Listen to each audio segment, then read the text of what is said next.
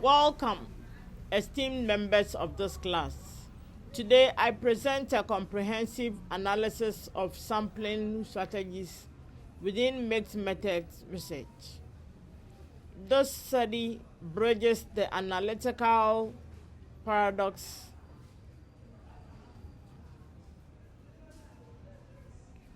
of quantitative and qualitative methodologies to propose an integrated framework for selecting information-rich cases. In social sciences, all humanities studying an entire population is rarely feasible. Sampling acts as the gateway to empirical inquiry. In a mixed method setting, this gateway must accommodate different epistemological assumptions, such as post-positivistic generalizability and constructivist deep understanding, requiring dual-aligned sampling structures. The mixed methods mandate goes beyond running two distinct studies. It requires combining qualitative and quantitative sampling so that the findings can be successfully integrated.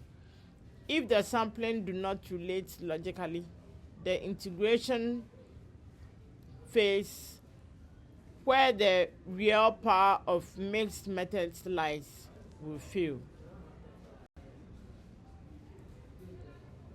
Here we see the distinction between the target population and the operational sample. If our target population is all practicing visual artists in Ghana, our samples might be 350 painters from specific urban centers. The academic library images on the right symbolizes the rigorous specific scientific context in which these population boundaries are defined and evaluated.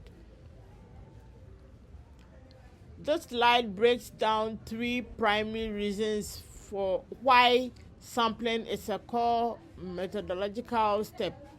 Beyond sample efficiency, sampling directly influences data quality and integration. By focusing on a careful selected group, we can gather richer qualitative data and cleaner quantitative data, paving the way for systematic integration. This comparison table highlights the paradigm differences. Quantitative research relies on large probability-based samples to achieve generalizability, while qualitative research values small purposive samples for deep description. Mixed methods sits at the integration, using a combined approach to generate holistic insight.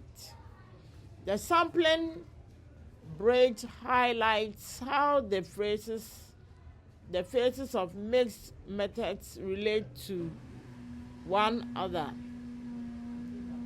Instead of treating the qualitative and quantitative samples as disconnected, they are strategically linked. For example, the qualitative sample can be drawn directly from the quantitative sample to explain statistical anomalies. This section focuses on probability sampling. Rooted in post-positivism, it relies on random selection to ensure representativeness. The methodology diagram on the right illustrates the systematic structured nature of these probability models. This slide outlines the three pillars of probability sampling: random selection prevents bias, representative ensures the sample reflects the population, and statistical inference allows us to confidently project our findings onto the broader target population. Sample random sampling, or SRS, is mathematically elegant but logistically demanding. It requires a complete sampling frame, which is often difficult to obtain in field research. However, in mixed methods, SRN remains a powerful way to recruit a representative quantitative sample before purposive selection begins. Systematic sampling offers a practical alternative to sample random sampling. Sample random sampling, SRS,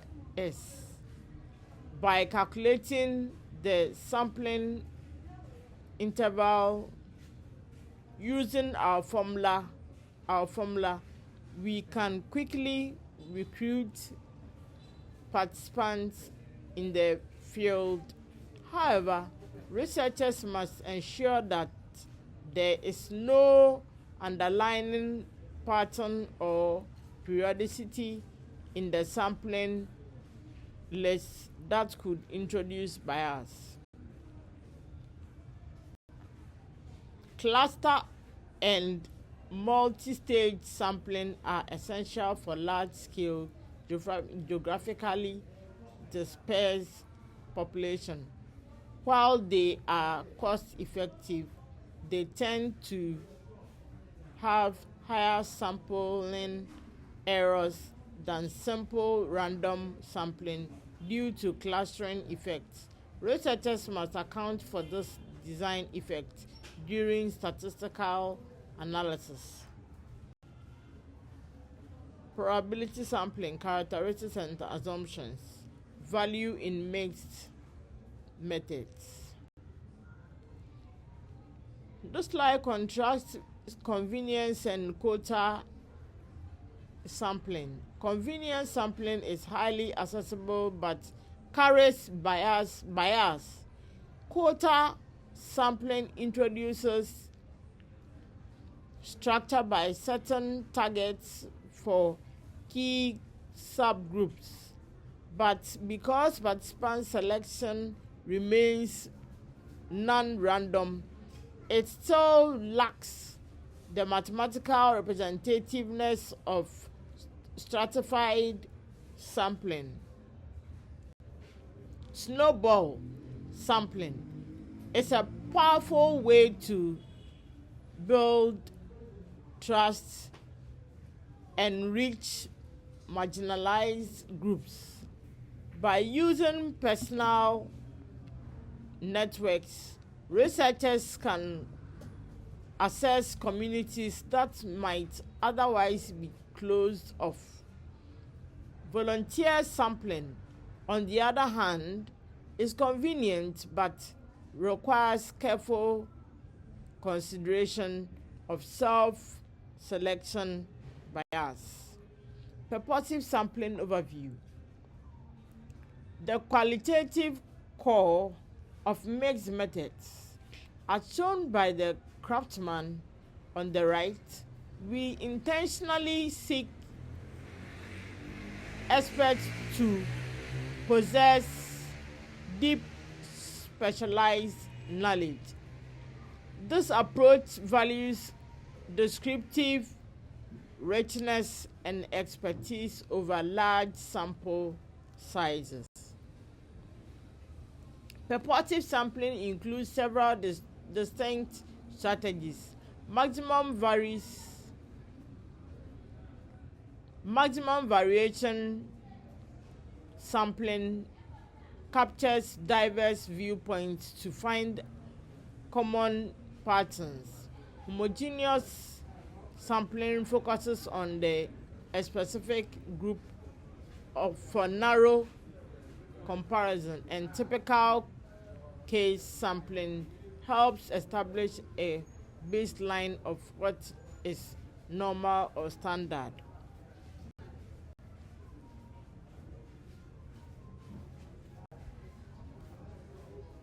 This master comparison table bring together are three core strategies. It highlights the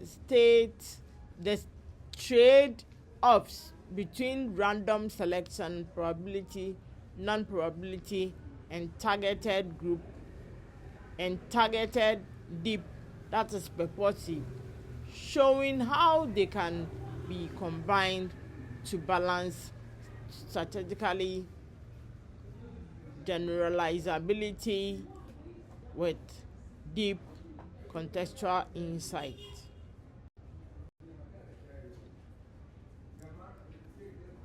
Researchers must manage the tension between large and small samples, addresses participants, attrition across sequential phases, and maintain high ethical standards, which when working with specialized communities.